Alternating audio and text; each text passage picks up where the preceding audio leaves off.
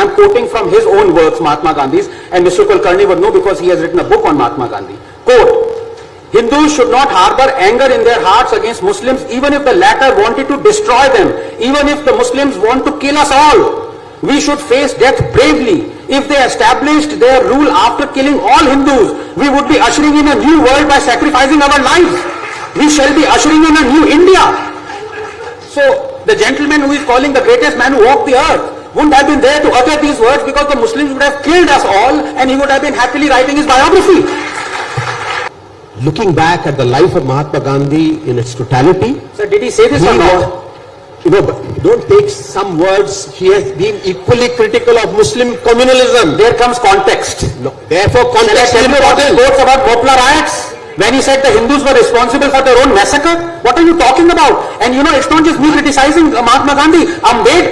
Ambedkar said, I will not allow Mahatma Gandhi to say the things he said about Bhopla riots. Rahul, please read some history. allowed. It is embarrassing for a scientist to teach someone else history.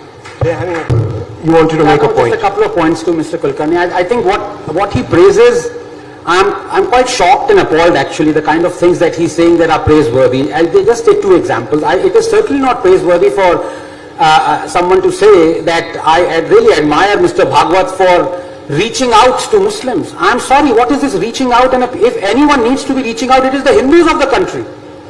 I can give you a list of, Rahul, on your debate, when we had this debate of Hindus have been reduced to second-class citizens, and then progressively, I have now a list where Hindus are not second-class citizens, they are eighth-class citizens.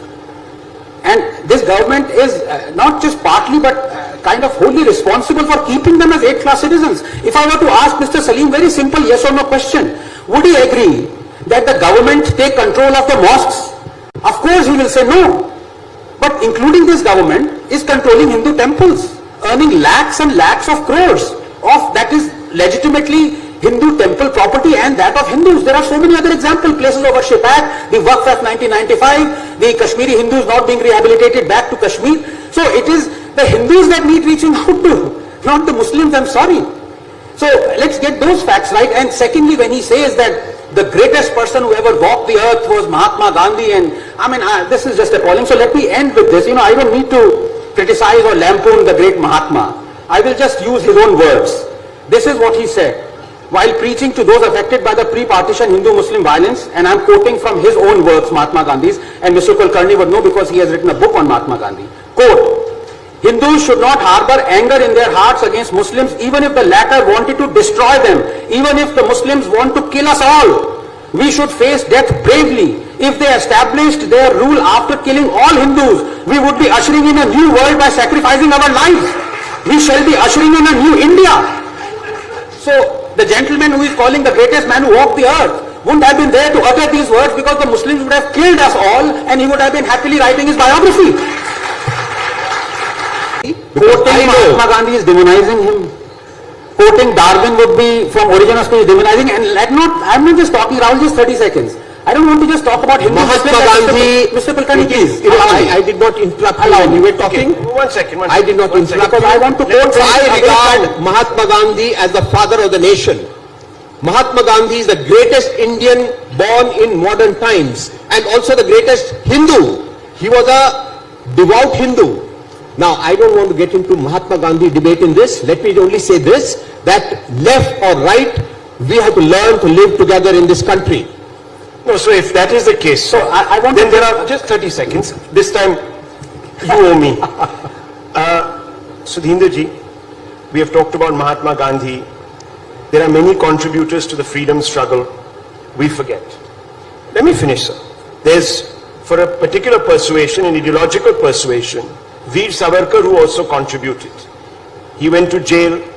He jumped out of a boat, daring the authorities, risking his life, which he actually paid for, to get a message across.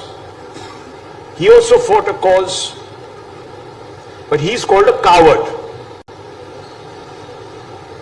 Yet, Mr. Vajpayee and Mr. L.K. Advani wanted to honor him in Parliament.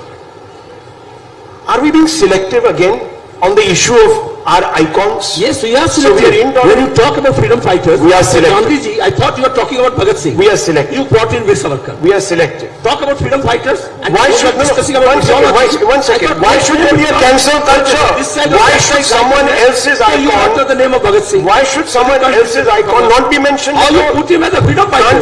Can't we This respect side guy. all the contributions of all our freedom fighters equally? Is there a problem? Yes, there is a problem, Rahul, and I'll tell you what the problem is, because according to the latest book by Vikram Sampath, who you deliberated yesterday, Mr. Joshi of the CPI actively colluded with the British and gave away the whereabouts of INA members and Subhash Bose. So the collaborators were actually the communists. So they obviously have a problem when you talk about Veer Savarkar. But just to come back to this issue of, I don't want to talk about Mahatma Gandhi in the context of just Hindu-Muslim. I'm quoting him. I'm not demonizing him. Let me quote him away from Hindu-Muslim, Ganga Jamna Tehzeeb. This is Gandhi's appeal to Britons on the eve of Battle of Britain and Nazi invasion in 1940, when Britain faced the greatest threat, and I quote him, "Fight Nazism without arms. Invite Herr Hitler to take possession of your island. And if he refuses to give a free passage out, allow yourself, man, woman and child to be slaughtered. This is the greatest man who walked the earth."